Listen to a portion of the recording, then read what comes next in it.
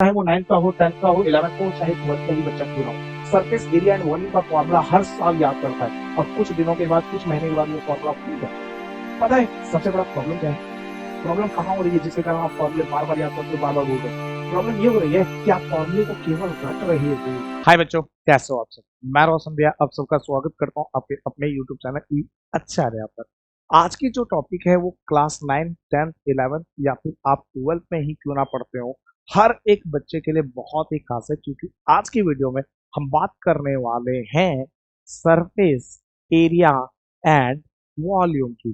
ध्यान रखिएगा, surface area and volume की हम जब बात करेंगे तो हम बेसिकली यहाँ पे बेसिक बेसिक की बात करेंगे और इस पे 2 वीडियो आएगा। तो ये समझ लीजिए कि सरफेस एरिया एंड वॉल्यूम का पहला वीडियो। भैया यही टॉपिक क्यों, इसी टॉपिक पे क्यों बात करेंगे? मैं आपको बता दूं, इस टॉपिक पे बात करने का सबसे बड़ा रीजन ये है क्योंकि क्लास 9th में भी आपको सरफेस एरिया एंड वॉल्यूम नाम का चैप्टर पढ़ना है, क्लास 10th में भी सरफेस एरिया एंड वॉल्यूम नाम का चैप्टर पढ़ना है, और क्लास 11 12th में जब जाओगे तो वहां पे किसी अदर चैप्टर में सरफेस एरिया एंड वॉल्यूम के जो फॉर्मूले हैं वो यूज होते हैं।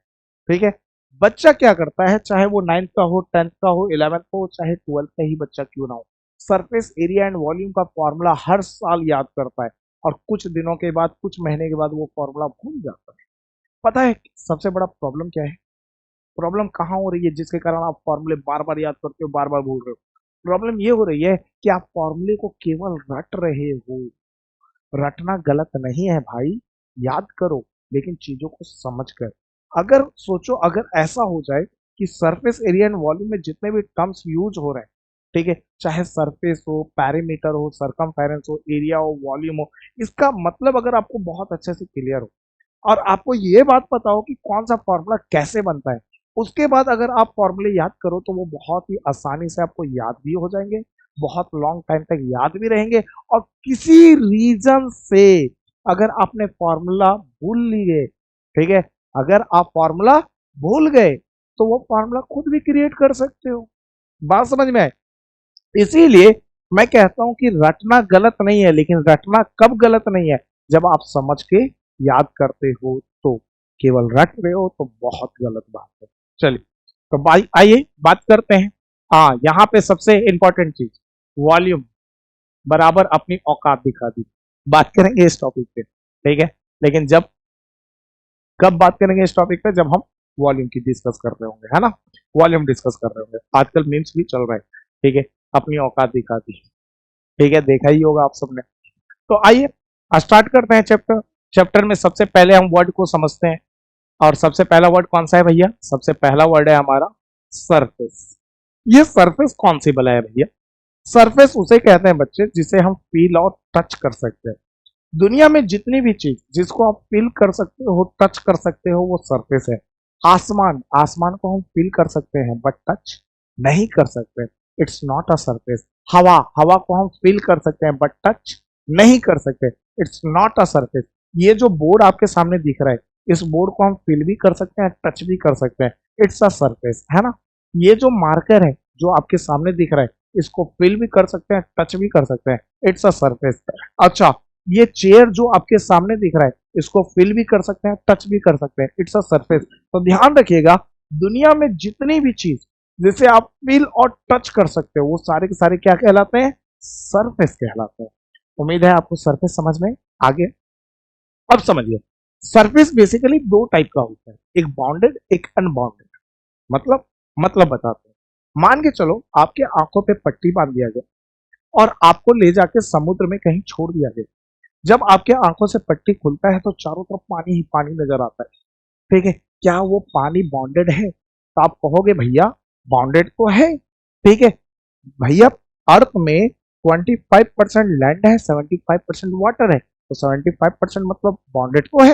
अरे भैया वो तो है, लेकिन जब आपके आंखों से पट्टी उतरी और आप जिधर देख रहे हो चारों तरफ पानी ही पानी नजर आ रहा है, ऐसा तो नहीं दिखा ना किसी पर्टिकुलर एरिया में पानी है, ठीक है। तो जब आपको चारों तरफ केवल पानी ही पानी नजर आए, ठीक है, तो इसका मतलब है कि आपके अनुसार वो अनबाउंडेड है, ठीक। सेम एज आपको रेगिस्तान में छोड़ दिया जाए, आपको चारों तरफ केवल रेत ही रेत नजर आ रहा है भैया, केवल रेत ही रेत, है ना।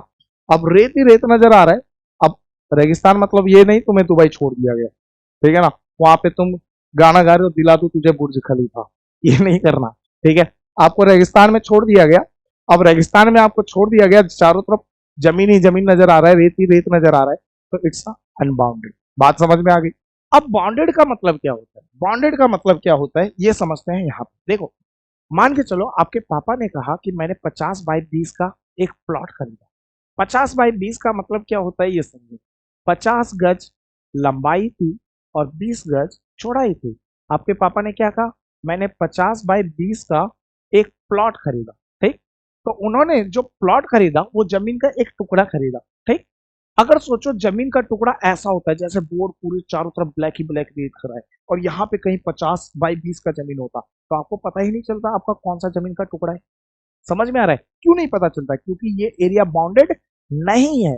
जब आपके पापा ने 50 बाई 20 का जमीन खरीदा और चारों तरफ जब उन्होंने बाउंड्री करवा दी, बाउंड्री करवाने का मतलब है कि उस एरिया को बाउंडेड कर दिया, और इससे आपको पता चलता है ये जमीन का जो टुकड़ा है वो हमारा है ना। ऐसा ही होता है ना, तो इसी को कहते हैं बॉन्डेड फिगर, बॉन्डेड रीजन। बात समझ में आ गया। बॉन्डेड रीजन का मतलब होता है कि वैसा रीजन जो चारों तरफ से क्या हो, कवर हो, चारों तरफ से घिरा हुआ हो।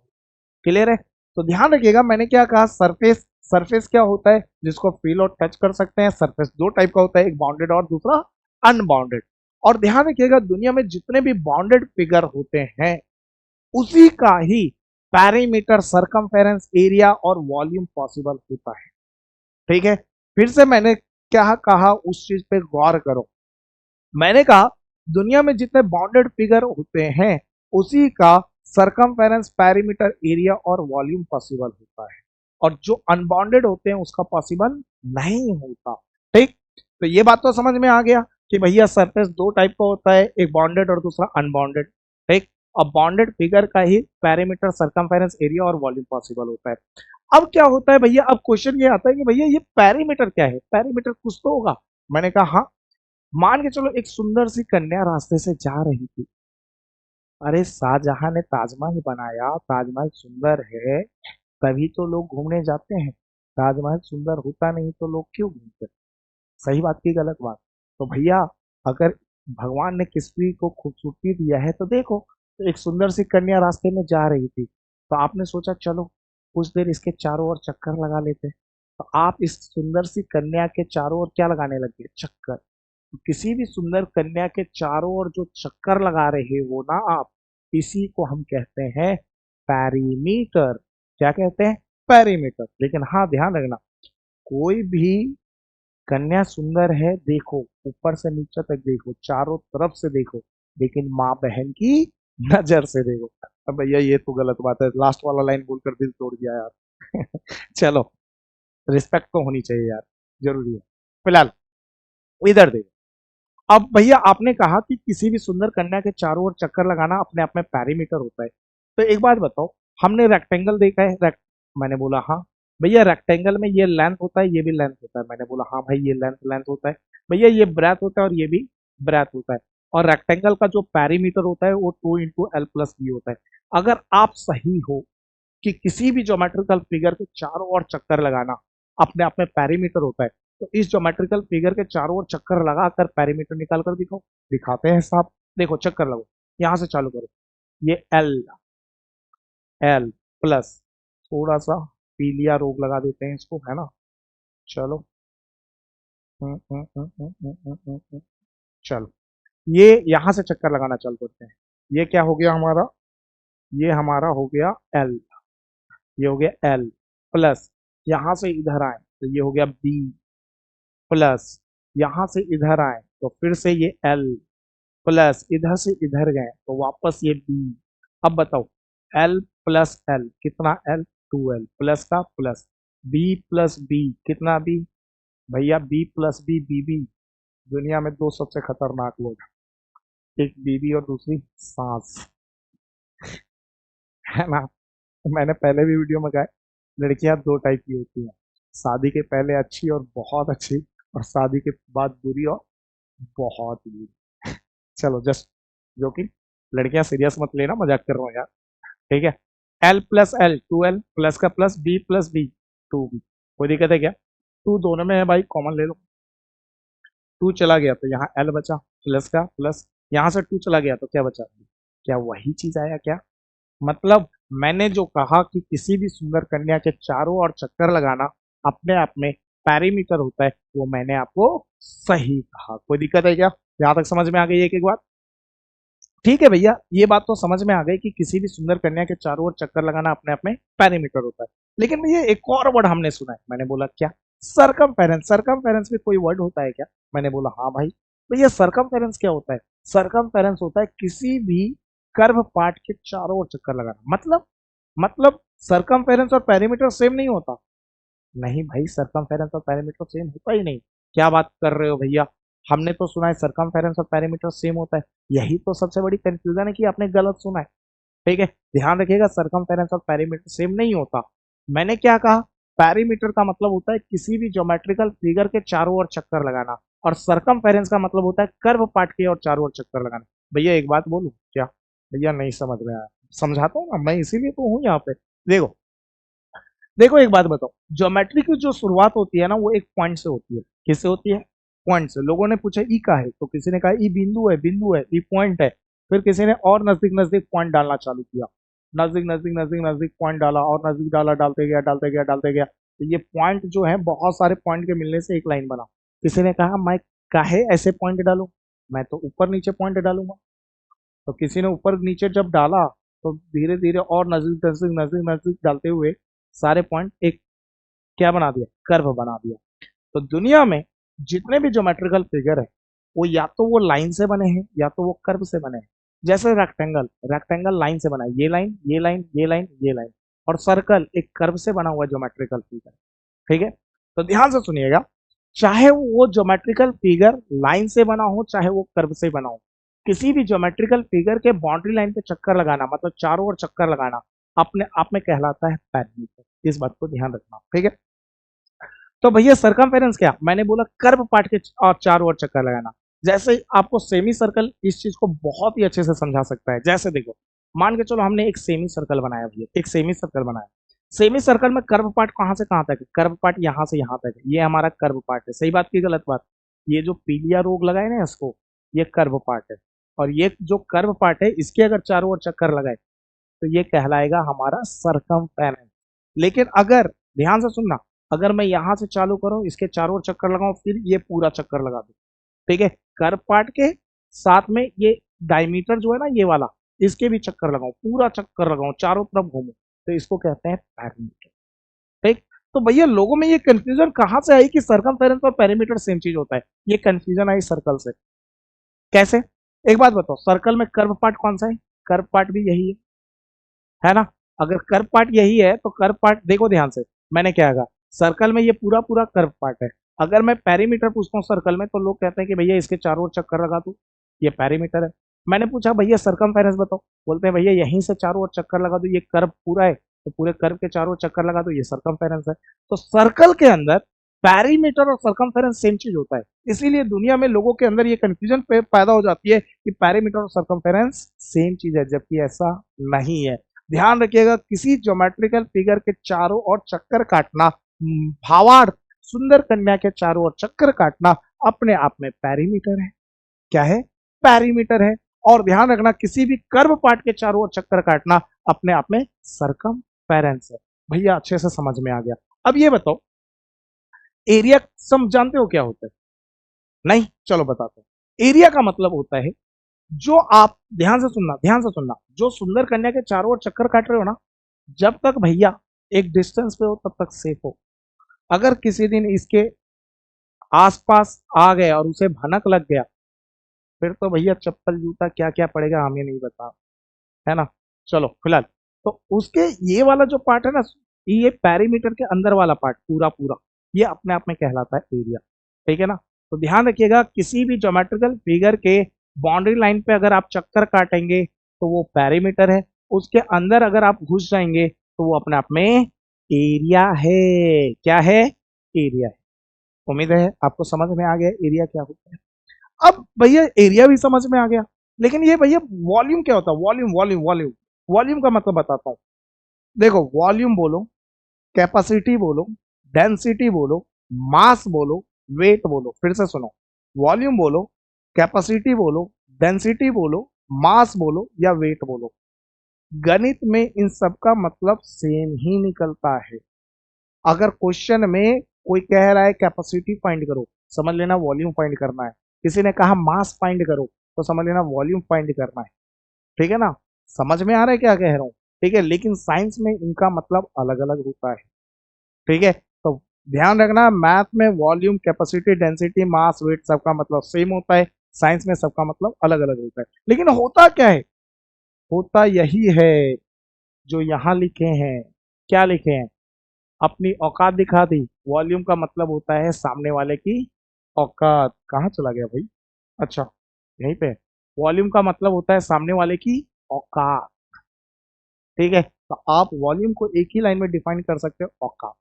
जैसे, ठीक है, ये देखो भैया, ये जो डिब्बी दिख रहा है ना, दिख ही रहे होगा।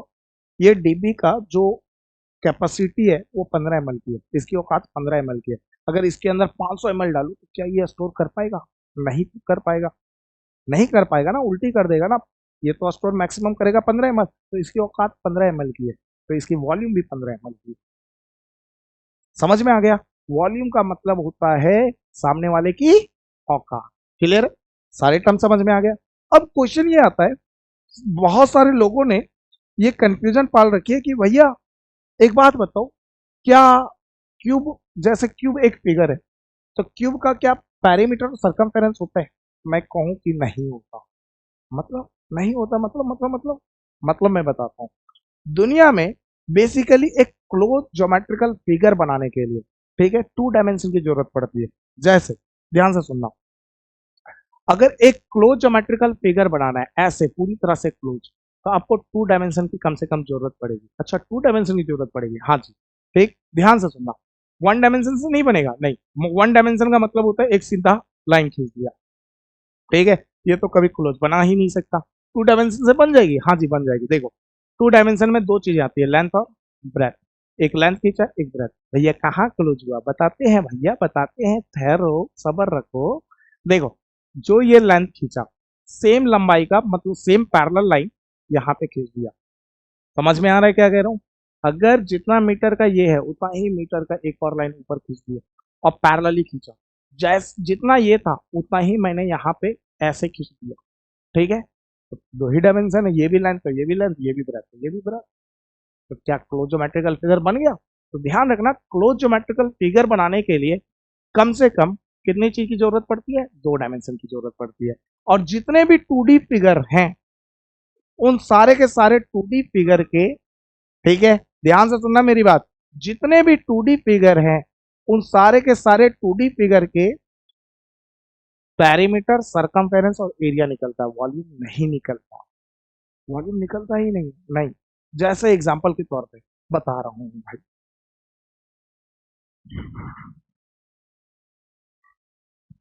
जैसे एग्जांपल के तौर पे भाई साहब, ये कॉपी देख रहे हो? देख रहे हो? अब भैया इसकी वॉल्यूम नहीं होगी? अरे भैया ये 3D है, ठीक है ना? देख लो, 3D में 3 चीजें होती है, लेंथ, ब्रेथ और हाइट। देखो, ध्यान से सुनना, मैंने क्या कहा, 2D फिगर का ही सरकमफेरेंस, पेरीमीटर, एरिया पॉसिबल है। अच्छा, वॉल्यूम पॉसिबल नहीं है? नहीं। तो वॉल्यूम किसका पॉसिबल है? 3D फिगर का। कौन कौन से फिगर का? 3D फिगर का। 3D फिगर में दो चीजें पॉसिबल होती है, एरिया और वॉल्यूम। अभी समझा रहा हूँ, सब कुछ बताऊंगा। देखो, ये अपने आप में कॉपी 3D फिगर है क्योंकि इसमें 3 डायमेंशन आ गया। ये लेंथ है, ये लेंथ है, ये ब्रेथ है, और सीधा अगर ऊपर जाओ तो ये हाइट होगा। ठीक है ना? ये 3D फिगर है, इसीलिए इसका वॉल्यूम पॉसिबल है। लेकिन अगर सोचो ऊपर वाले सरफेस का, केवल ऊपर वाले सरफेस का लो, ऊपर वाले सरफेस का, ये इसमें केवल 2 डायमेंशन है। कैसे? ये लेंथ हो गया और ये क्या हो गया? ब्रेथ। ये लेंथ हो गया और ये क्या हो गया? ब्रेथ।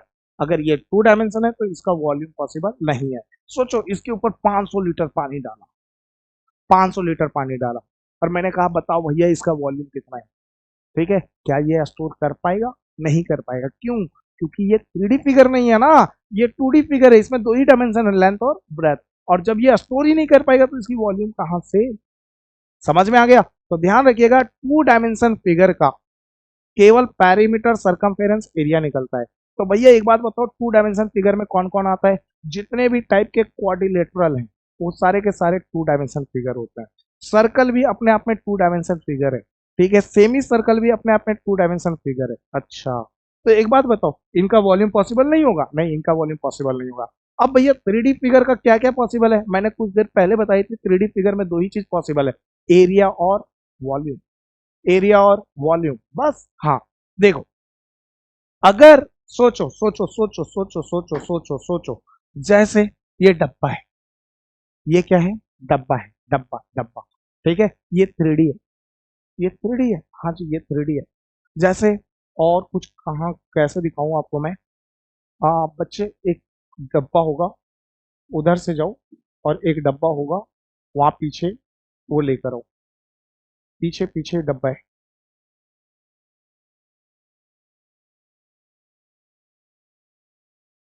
हाँ, थैंक यू। अब ये देखो, आपके लिए यार डब्बा लाना पड़ा, है ना, कोई बात नहीं। अब ये देखो, ये अपने आप में 3D फिगर है, ये 3D फिगर है, हाँ। तो इसकी वॉल्यूम होगी, हाँ, इसकी वॉल्यूम भी होगी और एरिया भी होगा। जैसे देखो, समझना, ध्यान से समझना इस बात को। भैया 3D फिगर पहले दिखाओ, दिखाते हैं। देखो, ये लेंथ हो गया, ये ब्रेथ हो गया, और ये हाइट हो गया। ये 3D फिगर हो गया। अब इसके अंदर कुछ भी स्टोर कर सकते हैं। पानी स्टोर कर सकते हैं, हाँ। पानी डाला तो ये स्टोर होगा। अरे भैया कहाँ से होगा, इसमें छेद है, इधर से बह जाए। अरे भैया मान के चलो ना, इसको पैक कर दिया अच्छे से कि पानी बह ही ना सके, तो क्या ये स्टोर कर सकता है? स्टोर कर सकता है। स्टोर कर सकता है तो उस पानी की कोई ना कोई वॉल्यूम हो। क्लियर है ये बात?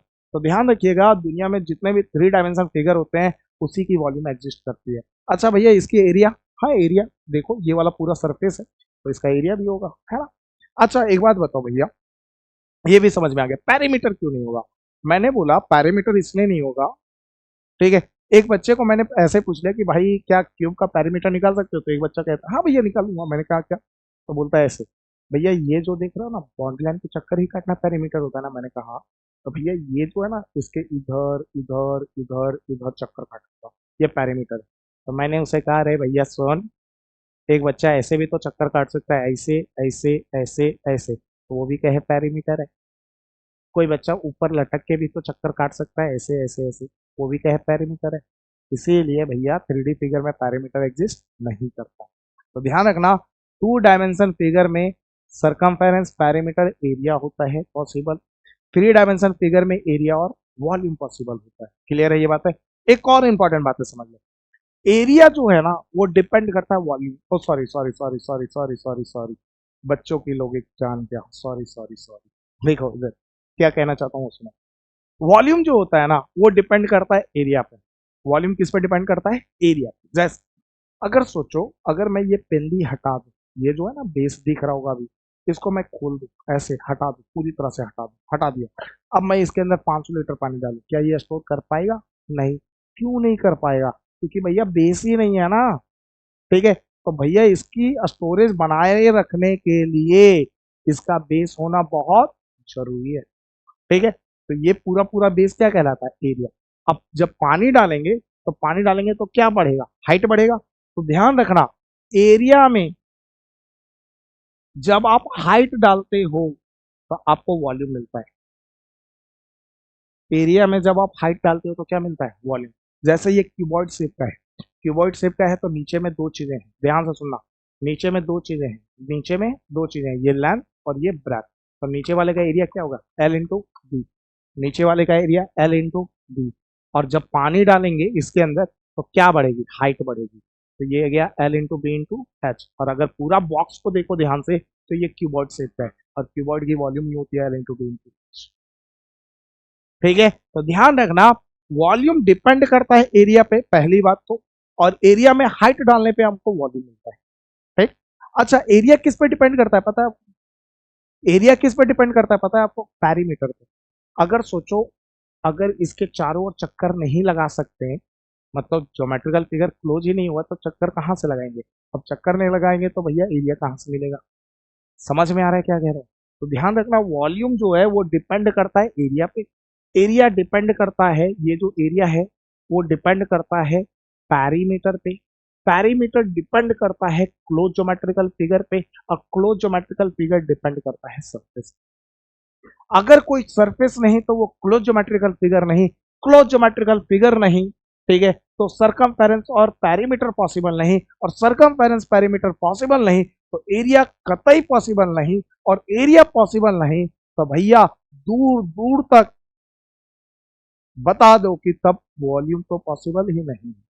जब एरिया पॉसिबल नहीं तो वॉल्यूम तो दूर दूर तक पॉसिबल नहीं है। ठीक है ना, तो ध्यान रखना वॉल्यूम किस पे डिपेंड करता है, एरिया पे, एरिया सरकमफेरेंस और पेरीमीटर पे, सरकमफेरेंस और पेरीमीटर क्लोज ज्योमेट्रिकल फिगर पे, क्लोज ज्योमेट्रिकल फिगर सरफेस पे। क्लियर है ये बात है? तो उम्मीद है आपको सरफेस एरिया एंड वॉल्यूम में जितने भी बेसिक टर्म्स हैं, सरफेस क्या होता है, पेरीमीटर क्या होता है, सरकमफेरेंस क्या होता है, एरिया क्या होता है, वॉल्यूम क्या होता है, क्लोज ज्योमेट्रिकल फिगर क्या होता है, 2D फिगर क्या होता है, 3D फिगर क्या होता है, 2D में क्या क्या पॉसिबल है, 3D में क्या क्या पॉसिबल है, ये सारी चीजें बहुत अच्छे से क्लियर होगी।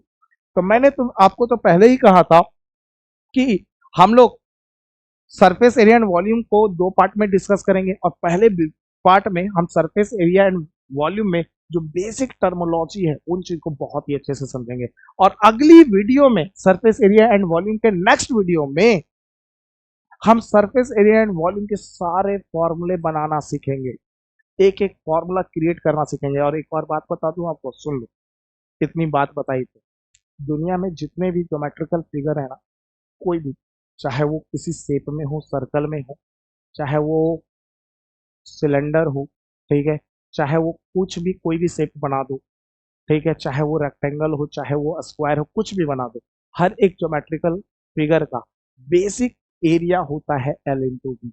दुनिया में सब कुछ एल इंटू बी से ही निकला है, सारे के सारी चीज का एरिया एल इंटू बी से ही ड्राइव होता है। भैया क्या बात कर रहे हो, हम नहीं मानते, हम भरोसा दिलाएंगे, आप परेशान ना होइए। ठीक है ना, अगली वीडियो में तो मिलते हैं, अगली वीडियो में। Okay, bye.